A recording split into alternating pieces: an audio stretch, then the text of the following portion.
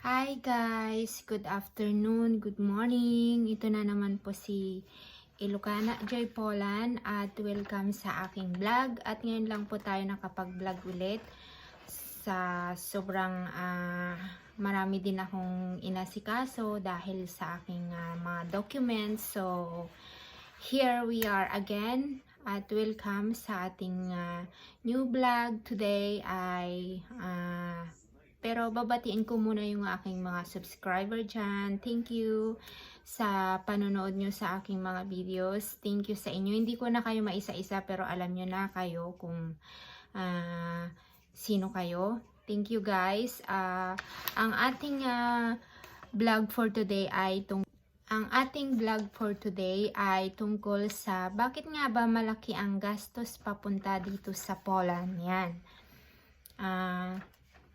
Kung bakit malaki yung ating gastos guys pag nagpunta kayo dito sa Poland, kasi mostly yung mga company dito guys ay hindi sila yung gagastos sa inyo pagpunta dito.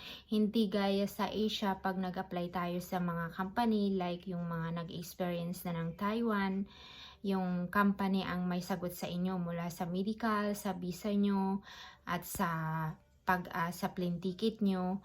Yun. Pero dito guys, hindi.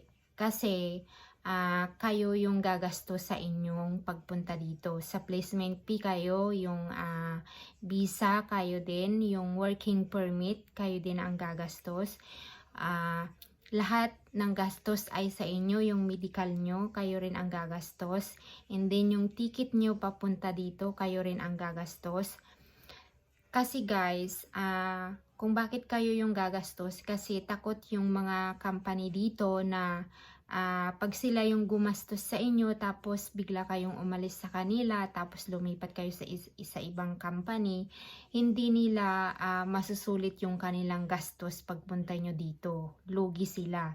Ayun, kasi dito, pagdating nyo dito, pwede kayong umalis sa inyong trabaho pag di nyo nagustuhan kahit ilang lipat pa kayo guys. Pwede kayong lumipat sa ibang company. Kaya hindi gaya sa ibang dyan sa atin, sa ibang mga lugar, sa ibang bansa, pag nag-apply tayo is kailangan natin tapusin yung ating kontrata natin. Kung 3 taon man yan, 2 taon, kailangan natin siyang tapusin guys. So, dito, iba kasi dito guys. Kung gusto nyo, ayaw nyo na yung trabaho nyo kasi mahirap o nahihirapan kayo, pwede kayong umalis anytime. So, yun yung mga kung bakit hindi shoulder ng company yung pagpunta nyo dito. Pero may advantage naman yun guys sa atin.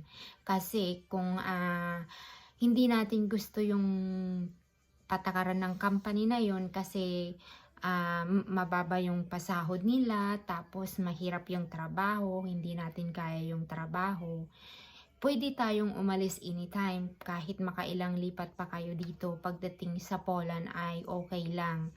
Kasi hindi ang company ang may hawak sa inyo. Balik kayo pa rin yung magde-decide kung gusto niyo yung trabaho nyo o hindi. Anytime pwede kayong maghanap ng ibang trabaho.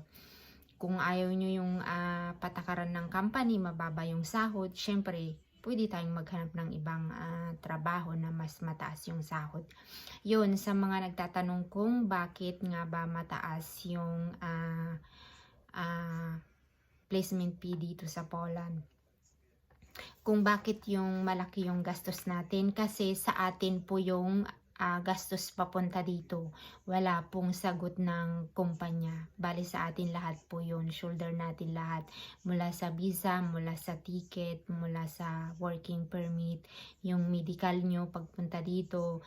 Tapos pagdating nyo dito, yung medical nyo. Kaya ganun po kalaki yung ating gastos pagpunta dito sa Poland. Like me na nagpunta ako dito, sa akin din lahat yung gastos ko. Walang gastos ng company na pinasukan ko dito. So sa mga nagtatanong po, I hope na naliwanagan kayo. At kung gusto nyo pa ng ibang katanungan o yung gusto nyong malinawan kayo kung ano yung ibang gusto nyong malaman dito sa Poland, mag-comment lang kayo sa baba at sasagutin natin yan guys. Salamat sa inyo sa pagsuporta sa aking channel at sana guys, huwag nyong kalilimutan mag-subscribe and like and share. And shout out sa inyong lahat. Thank you sa mga bagong subscriber ko. And ito po ulit si Ilocana Jai Poland at hanggang sa susunod na video ko guys. Don't forget to like and share and please subscribe. God bless and good luck sa inyo sa inyong pag-apply dito.